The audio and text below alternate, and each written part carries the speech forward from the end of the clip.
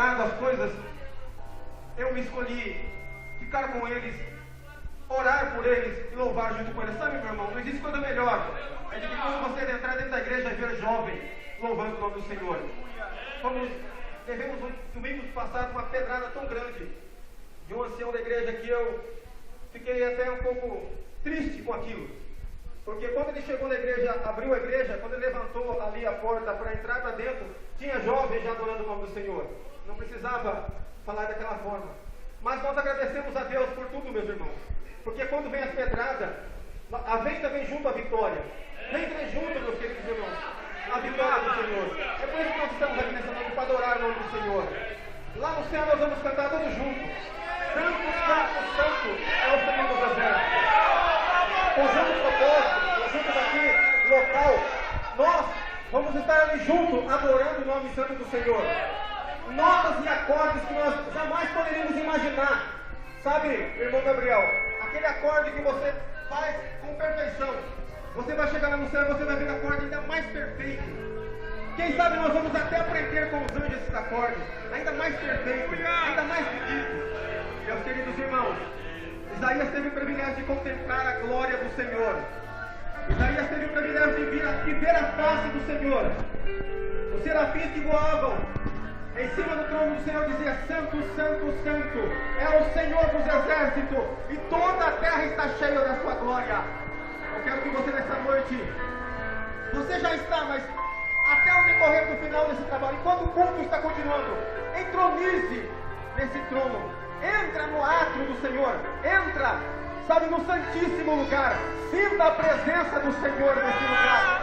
Deus pode batizar com o Espírito Santo aqui ainda hoje. Deus pode curar aqui através do louvor ainda hoje.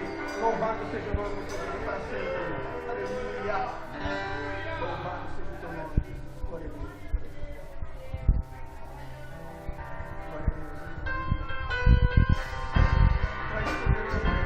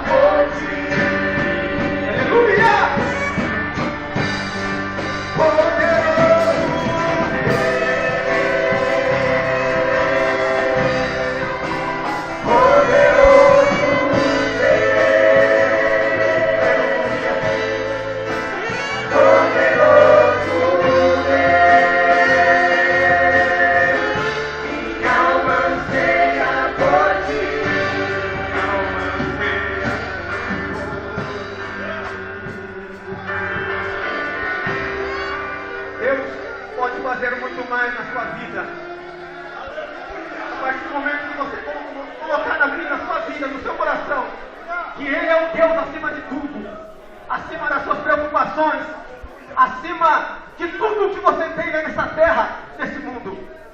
Se você colocar um Deus, esse Deus poderoso na sua vida, com toda a sua alma, tenha certeza de uma coisa, Ele pode fazer muito mais do que você pede e do que você imagina.